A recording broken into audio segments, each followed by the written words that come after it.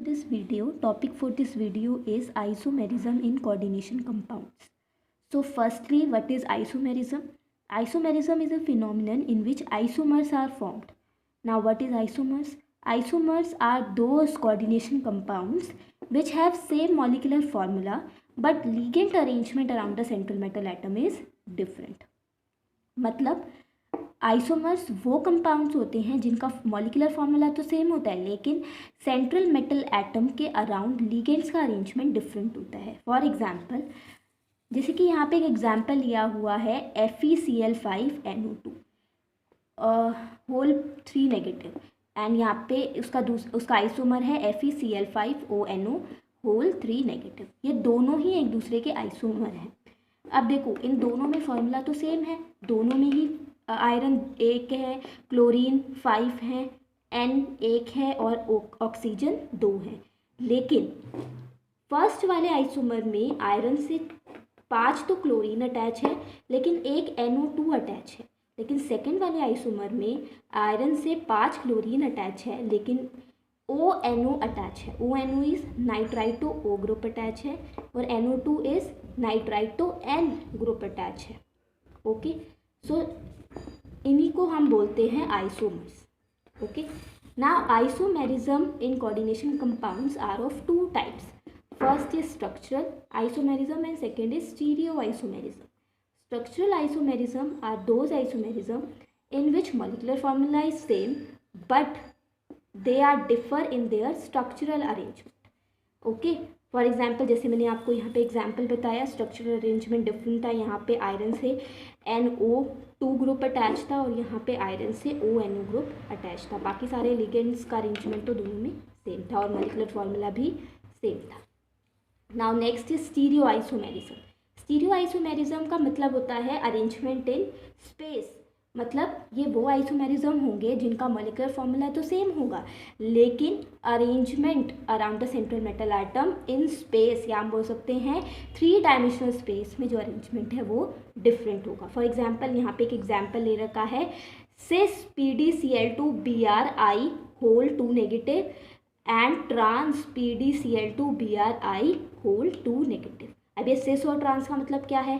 सिस का मतलब होता है जब सिमिलर ग्रुप सेम साइड पे अटैच हो. फॉर एग्जांपल यहाँ पे पैलेडियम के साथ 2 क्लोरीन मॉलिक्यूल सेम साइड पे अटैच है. ठीक है, दोनों के बीच में जो एंगल है इट इज़ 90 डिग्री. तो ये वाला कैसा आइसोमेरिज्म हो जाएगा? सिस. लेकिन इसी का ही एक और आइसोमर जिसमें क्लोरीन एक दूसरे के ट्रांस पोजीशन पे अटैच है. ट्रांस मतलब एक दूसरे के अपोजिट, और दोनों के बीच में जो एंगल है वो क्या हो गया? 180 डिग्री. तो दोनों एक दूसरे के आइसोमर है. अरेंजमेंट स्पेस में क्या है? डिफरेंट. एक में सिस अरेंजमेंट है और एक में ट्रांस अरेंजमेंट है. तो this type of isomerism is known as stereo isomerism. वैसे इसका जो नाम होता है इसका ज्योमेट्रिकल आइसोमेरिज्म होता है. इसको भी हम डिटेल में आगे करेंगे. Now next is types of isomerism. अब कौन से आइसोमेरिज्म? Structural isomerism. इस वीडियो में हम सिर्फ स्ट्रक्चरल आइसोमेरिज्म की बात करेंगे. Okay, so there are different types of structural isomerism. First is ionisation isomerism, second is hydrate isomerism, coordination isomerism, linkage isomerism, ligand isomerism, polymerisation isomerism, valency isomerism and last is conformational isomerism. अब हम इन सारे types of structural isomerism को detail में study करेंगे. Now, first type of structural isomerism is ionization isomerism. This type of isomerism arises when the isomer formed due to the exchange of ligands in the coordination sphere and anion outside the coordination sphere takes place. Okay, मतलब coordination sphere के अंदर जो ligands हैं और coordination sphere के बाहर जो A9 present है उन दोनों के बीच में जब एक्सचेंज हो पाता है तो उससे जो आइसोमर्स ऑब्टेन होते हैं उनको आयनाइजेशन आइसोमर्स बोलते हैं और उस फिनोमिनन को आयनाइजेशन आइसोमेरिज्म बोलते हैं. फॉर एग्जांपल यहाँ पे एग्जांपल लिया गया है CONH3 whole 4 Cl2 bracket close, या बोल सकते हैं कोऑर्डिनेशन स्फेयर क्लोज NO2. यहाँ पे जो लिगेंड्स हैं, यहाँ पे मेटल क्या है? कोबाल्ट. लिगेंड्स क्या है? 4 अमीन लिगेंड है और 2 क्लोरीन लिगेंड है, एंड ये NO2 ग्रुप है, ये एनाइन है which is present outside the coordination sphere. Okay, so जब मैंने बताया कि आयनाइजेशन आइसोमेरिज्म में क्या होता है, लिगेंड और एनाइन का एक्सचेंज हो पाता है, तो उससे जो आइसोमेरिज्म अराइज होता है उसको आयनाइजेशन आइसोमेरिज्म होते हैं। तो इसका आइसोमर क्या होगा, CONH3 होल 4 ClNO2 Cl बाहर चला जाएगा, मतलब NO2 और एक Cl का एक्सचेंज हो जाएगा, NO2 अंदर आ जाएगा, कोऑर्डिनेशन स्पेयर के अंदर आ जाएगा, और Cl कोऑर्डिनेशन स्पेयर से बाहर चला जाएगा। तो इसलिए दोनों एक दूसरे के क्या हो गए, आयनाइजेशन आइसोमर्स हो गए। सिमिलरली यहाँ पे एक और एग्जांपल ले रखा है, CONH3 होल 5 BrSO4, और उसका आइसोमर क्या है, CONH3 होल 5 SO4 Br। तो यहाँ पे एक्सचेंज किस किस का हुआ है, Br और SO4। तो यहाँ पे स्ट्रक्चर दिखाए हुए हैं। अब ये जो आयनाइजेशन आइसोमर्स होते हैं, इन आइसोमर्स की प्रॉपर्टी एक दूसरे से बिल्कुल अलग होती है। फॉर एग्जांपल ये जो हमारा फर्स्ट वाला आइसोमर था CONH3 होल 5 BrSO4, ये कैसा था, रेड कलर का था, रेड वॉयलेट कलर का था, और ये जो दूसरा वाला आइसोमर था ये कैसा था, सिर्फ रेड कलर का था। तो दोनों का कलर कैसा हो गया, चेंज हो गया, मतलब डिफरेंट है। तो इनकी प्रॉपर्टीज़ क्या होती है, डिफरेंट होती है। और कैसे प्रॉपर्टी डिफरेंट होती है, दोनों एक्वा सॉल्यूशन में डिफरेंट आयंस देंगे। फॉर एग्जांपल जो हमारा ये फर्स्ट वाला आइसोमर है, इसको जब हम वाटर में डिसॉल्व करेंगे तो ये जो हमें आयंस देगा वो कौन कौन से देगा, CONH3 होल 5 Br, ये तो कॉम्प्लेक्स केटायन हो गया, और SO4 2 नेगेटिव अनायन बाहर निकाल देगा। सिमिलरली अगर हम सेकेंड वाले को वाटर में डिसॉल्व करेंगे तो जो हमारे 2 अनाइंस बनेंगे वो कौन कौन से बनेंगे, CONH3 whole 5 SO4 plus Br negative. ठीक है, तो दोनों ही आइसोमर ने 2 डिफरेंट आयंस दिए एक्वा सॉल्यूशन में, तो इसलिए दोनों आइसोमर एक दूसरे से डिफरेंट प्रॉपर्टी शो करते हैं। अब अगर हम इन आइसोमर्स को एक्वा सॉल्यूशन ऑफ BaCl2 और AgNO3 के साथ रिएक्ट करवाते हैं तो भी ये दोनों आइसोमर एक दूसरे से डिफरेंट प्रॉपर्टी शो करेंगे। ये जस्ट बताने के लिए है कि जो आयनाइजेशन आइसोमर्स होते हैं वो एक दूसरे से डिफरेंट प्रॉपर्टी शो करते हैं। सो अगर हम फर्स्ट वाला जैसे कि CONH3 होल 5 BrSO4 को BaCl2 के साथ रिएक्ट करवाएंगे, BaCl2 का सॉल्यूशन लेंगे, तो सॉल्यूशन के साथ मतलब सॉल्यूशन में उसको डिसॉल्व करवाएंगे तो क्या होगा, BaSO4 के वाइट PPT हमें मिल जाएंगे, plus CONH3 whole 5 BrCl2 anion मिल जाएगा।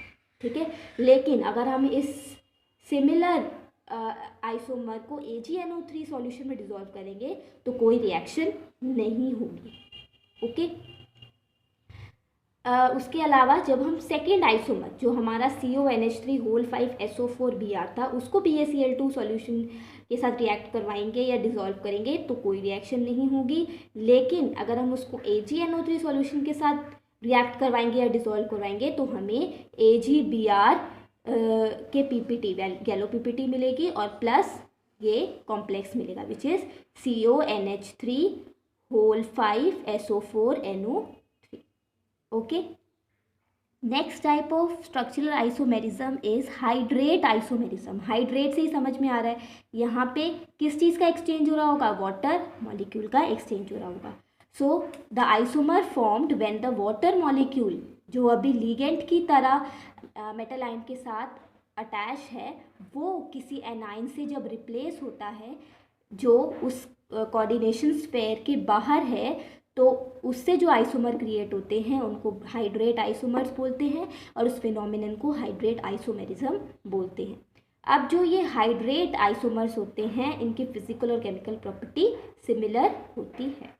फॉर एग्जाम्पल यहाँ पे एग्जाम्पल दिया गया है CrCl3.6H2, ये एक कॉम्प्लेक्स कंपाउंड है, इसके 3 हाइड्रेट आइसोमर्स पॉसिबल है। First isomer is CrH2O whole 6 Cl3। यहाँ पे देखो, यहाँ पे क्रोमियम क्या है, मेटल है, 6 मॉलिक्यूल्स ऑफ वाटर क्या है, लिगेंड है, और 3 क्लोरीन एनाइन की तरह एक्ट कर रहे हैं। अब यहाँ पे मैंने बोला कि बाहर एनाइन और अंदर वाटर मॉलिक्यूल जो लिगेंड की तरह है उन दोनों का क्या होगा, एक्सचेंज होगा। तो अब इस जब एक्सचेंज होगा तो उससे जो आइसोमर क्रिएट होगा वो देखो CrH2O होल 5Cl Cl2.H2O। अब क्या हुआ, एक वाटर मॉलिक्यूल को एक Cl ने क्या कर दिया, रिप्लेस कर दिया। अब थर्ड आइसोमर में दो क्लोरीन मॉलिक्यूल ने दो वाटर मॉलिक्यूल को एक्सचेंज कर दिया। तो फॉर्मूला तो कंपाउंड कैसा हो गया, CrH2O whole 4 Cl2 Cl.2H2। Okay, तो ये तीनों एक दूसरे के हाइड्रेट आइसोमर्स हैं। फॉर एग्जाम्पल यहाँ पे एक और एग्जाम्पल लिया गया है CrEn whole 2 H2O whole 2 Br3। अब यहाँ पे En क्या, ethylene diamine which is a bidentate ligand. अब यहाँ पे भी water molecule as a ligand की तरह है, और यहाँ पे वाटर मॉलिक्यूल कितने हैं, 2, और यहाँ पे Br3 क्या है, एज अ एनाइन। तो अब यहाँ पे Br और वाटर मॉलिक्यूल का क्या होगा, एक्सचेंज होगा, मतलब ब्रोमीन और वाटर मॉलिक्यूल का एक्सचेंज होगा। तो एक्सचेंज से जो आइसोमर मिलेगा वो क्या होगा, CrEn होल 2 H2O Br2.H2। यहाँ पे एक वाटर मॉलिक्यूल को एक ब्रोमीन ने क्या कर दिया, एक्सचेंज कर दिया। So these two are hydrate isomers of each other. Next type of structural isomerism is coordination isomerism. Coordination isomerism कैसे अराइज होता है, या कोऑर्डिनेशन आइसोमर्स कैसे अराइज होते हैं, when some or all ligand of both the complex cation and complex anion are interchanged। अब ये complex cation और कॉम्प्लेक्स एनाइन क्या है, फॉर एग्जाम्पल यहाँ पे एग्जाम्पल देखो CrNH3 whole 6 3 positive, CrCN whole 6 3 negative. अब इस पूरे कॉम्प्लेक्स पे 3 पॉजिटिव का चार्ज है और ये कॉम्प्लेक्स है, तो इसलिए क्या हो जाएगा, कॉम्प्लेक्स केटाइन। अब ये वाला कॉम्प्लेक्स के ऊपर 3 नेगेटिव है, मतलब माइनस का चार्ज है, तो ये कैसा हो जाएगा, कॉम्प्लेक्स एनाइन। जब कॉम्प्लेक्स केटाइन और कॉम्प्लेक्स एनाइन के लिगेंड्स का, या तो कुछ लिगेंड्स का या सारे लिगेंड्स का एक्सचेंज हो पाता है, तो उससे जो आइसोमर्स बनते हैं उनको कोऑर्डिनेशन आइसोमर्स बोलते हैं।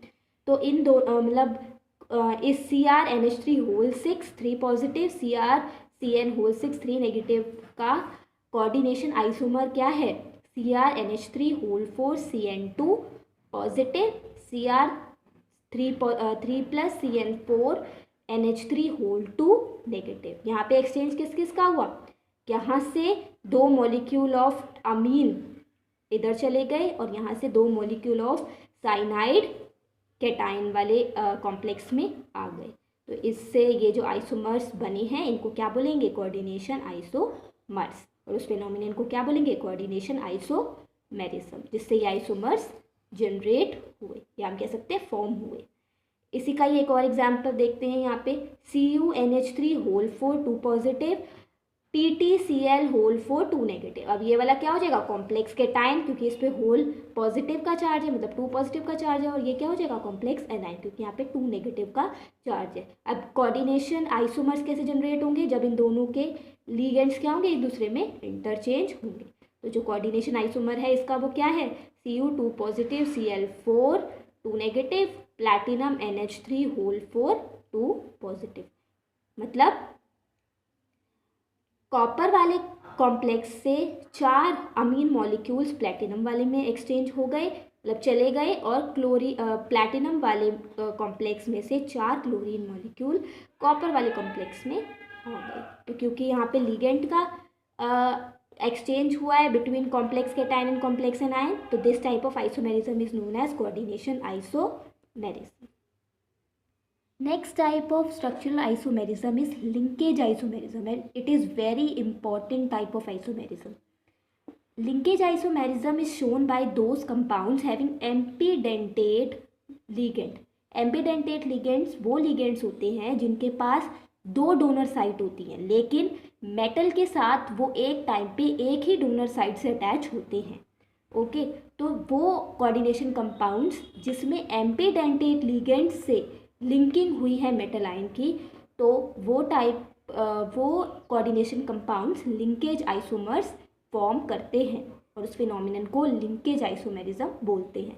फॉर एग्जांपल, अब एम्बिडेंटेट लिगेंड के एग्जांपल जैसे कि HCN नेगेटिव थायोसाइनाइड, यहाँ पे दो डोनर साइड कौन सी है, सल्फर भी है और नाइट्रोजन भी है। CN नेगेटिव साइनाइड, यहाँ पे दो डोनर साइड कौन सी है, कार्बन भी है और नाइट्रोजन भी है। NO2 नेगेटिव, यहाँ पे दो डोनर साइड कौन सी है, नाइट्रोजन भी है और ऑक्सीजन भी है। फॉर एग्जाम्पल यहाँ पे एग्जाम्पल देखो, cobalt NH3 whole 5 NO2 2 positive and cobalt NH3 whole 5 ONO। तो यहाँ पे एम्पीडेंटेट लिगेंड कौन सा है? NO2। एक बार तो जो लिगेंड NO2 है वो नाइट्रोजन डोनर साइड से कोबाल्ट से अटैच है, यहाँ पे डायग्राम यहाँ पे स्ट्रक्चर से शो किया गया है। और दूसरे टाइम पे जो ये NO2 है वो ऑक्सीजन के थ्रू कोबाल्ट से अटैच है। तो इस कॉम्प्लेक्स में नाइट्राइटो N बोलेंगे इस लिगेंड को, और इसमें इसको नाइट्राइटो O बोलेंगे। ओके, तो क्योंकि यहाँ पे एम्पीडेंटेट लिगेंड की वजह से दो आइसोमर्स क्रिएट हुए हैं, तो इन आइसोमर्स को क्या बोलेंगे? Linkage isomers, and the phenomenon is linkage isomerism. यहाँ पे एक और एग्जांपल है, जैसे कि palladium 2 positive diphenyl SCN whole 2, SCN is thiocyanide, and palladium 2 positive diphenyl NCS whole 2। अब यहाँ पे जो लिगेंड एम्पीडेंटेट लिगेंड है वो क्या है? SCN negative. फर्स्ट वाले आइसोमर में SCN से जो सल्फर है वो पैलेडियम से कनेक्ट है, मतलब अटैच है, और सेकेंड वाले आइसोमर में नाइट्रोजन से पैलेडियम अटैच है। तो इसलिए एम्पीडेंटेट लिगेंड की वजह से दो आइसोमर्स क्रिएट हुए हैं, तो इन आइसोमर्स को क्या बोलेंगे? Linkage isomers. Next type of structural isomerism is conformational isomerism. Conformational isomerism वो आइसोमेरिज्म होते हैं जिसमें जो आइसोमर्स होते हैं दे हैव डिफरेंट ज्योमेट्रीज, लेकिन वो एक दूसरे से आइडेंटिकल होते हैं। ज्योमेट्रीज डिफरेंट होती है, मतलब उनकी कन्फर्मेशन डिफरेंट होती है। फॉर एग्जाम्पल यहाँ पे एग्जाम्पल दिया है Ni2 पॉजिटिव, मतलब निकल 2 पॉजिटिव PETPH2 होल 2। यहाँ पे P क्या है? फॉस्फोरस, ये ET क्या है? इथाइलिन, मतलब इथीन, और PH क्या है? Phenyl group. Br2 जो एक कैसा कंपाउंड है? 4 कोऑर्डिनेटेड कंपाउंड है, क्योंकि यहाँ पे लिगेंड कितने हैं? 4 है। इस वाले मॉलिक्यूल मतलब इस वाले लिगेंड के 2 मॉलिक्यूल है और ब्रोमीन के भी 2 है, तो 2 + 2 4। तो ये कैसा कॉम्प्लेक्स है? 4 कोऑर्डिनेटेड कॉम्प्लेक्स है। अब इस कॉम्प्लेक्स के 2 कन्फर्मेशन आइसोमर्स है। फर्स्ट कन्फर्मेशन आइसोमर में ये टेट्राहेड्रली अरेंज्ड होता है, मतलब टेट्रा निकल के अराउंड जो 4 लिगेंड है वो टेट्राहेड्रली अरेंज्ड है, एंड वो जो कंपाउंड होगा वो ग्रीन कलर का होगा। लेकिन इसका जो दूसरा आइसोमेरिज्म है उसमें निकल के अराउंड जो लिगेंड्स अरेंज्ड है वो स्क्वायर प्लानर फॉर्म में अरेंज्ड है, एंड उस कंपाउंड का जो कलर होगा वो ब्राउन कलर का होगा। तो इन कंपाउंड तो सेम है, दोनों कंपाउंड में निकल है, दोनों कंपाउंड में 2 ब्रोमीन है, दोनों कंपाउंड में 2 PETPH2 है, ठीक है, लेकिन दोनों का कन्फर्मेशन डिफरेंट है, एक में टेट्राहेड्रल है और एक में स्क्वायर प्लानर है। Next type of structural isomerism is ligand isomerism. Ligand isomerism में क्या होता है? कुछ लिगेंड ऐसे होते हैं जो खुद ही आइसोमर्स की फॉर्म में एग्जिस्ट करते हैं।